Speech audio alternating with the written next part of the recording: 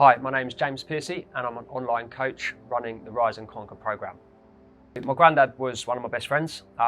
He was the one that kind of looked out for me. People say that I'm called Golden Boy with my grandparents because apparently I'm the favourite.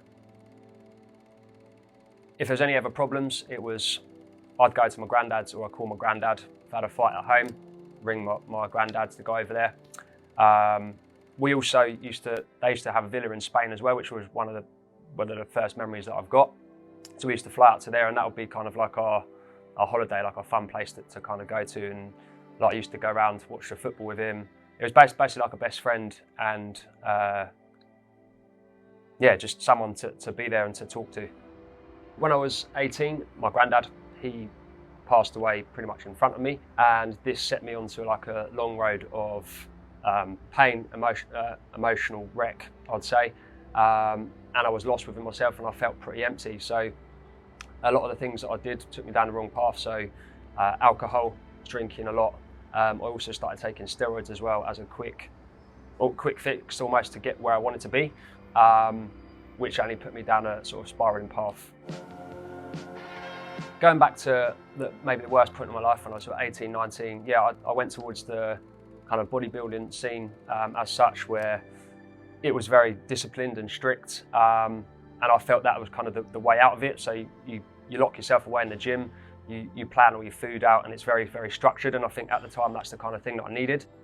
It was a way out, it was a way of escape, it was a way that I didn't have to talk to anyone. So you turn up at the gym, you put your headphones in, and you just get on, you sweat, and you feel good afterwards. So it was always the endorphins after leaving the gym that put me in that good spot for the rest of the day.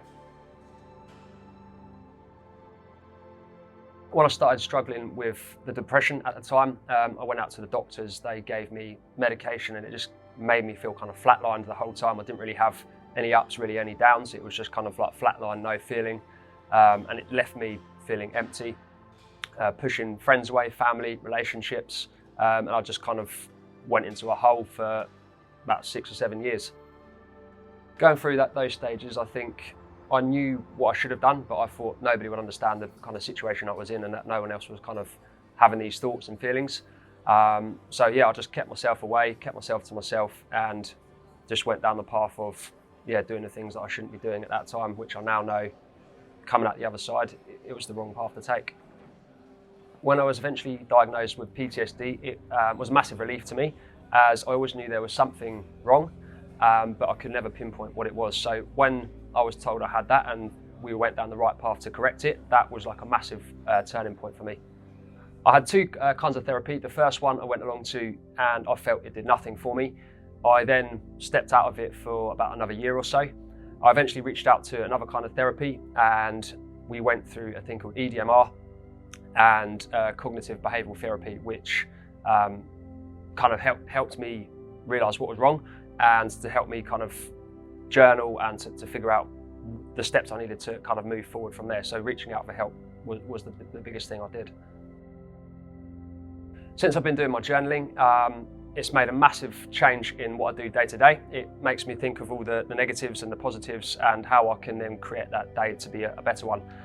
Every morning I'll sit down, write down the things I want to achieve, the things that maybe didn't go as well yesterday.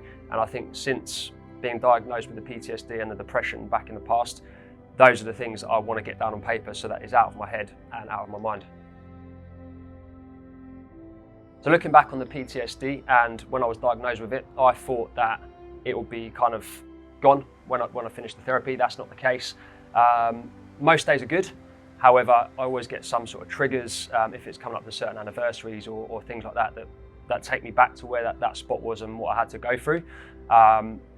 But there is things in place to obviously keep you going and keep you on a grounded level.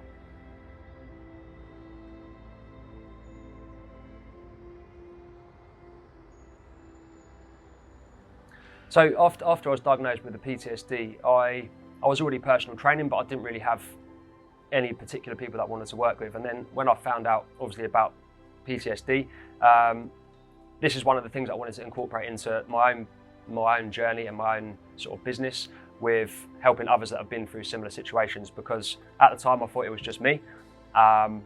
But yeah, there's hundreds and thousands of other people out there that have the same sort of problems, and if I can then impact others to help them change their lives, then that's what the aim is now.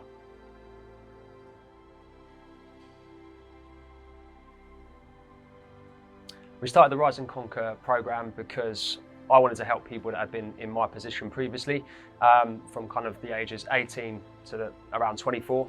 There was a lot of things I struggled with my life. It could be gaining weight, my mindset, where I was with frustration, with lack of results. I'm basing it on what I needed when I was younger. Being the fact of I didn't know what I was doing in the gym. I was Googling results, reading magazines, taking all the supplements that I thought were good to take to get the results, and I wasn't really getting anywhere. So I'm now giving people what they need. Most people just focus on the body. In the Rise and Conquer, we focus on the body, the brain, and bringing up the overall confidence of that individual. So my belief is that if you're missing one of the three, then that is not the complete package, and that's what we try to build within the Rise and Conquer: body, brain, confidence. If I was to look back at the beginning of my, say, PT career, I would have never believed that I could get to where I was just now, just because of the setbacks that happened. I even failed my PT exam. I got told I couldn't PT in gyms, and I went out and did it, and I just kept grafting and grafting, and I knew that I'd get somewhere, but I didn't think I'd sort of have this program, these amount of people that I'll be helping just now.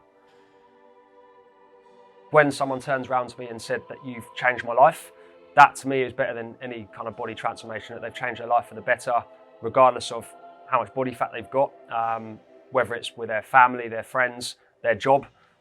If I can change people's lives in that way as well, then to me that's the massive win.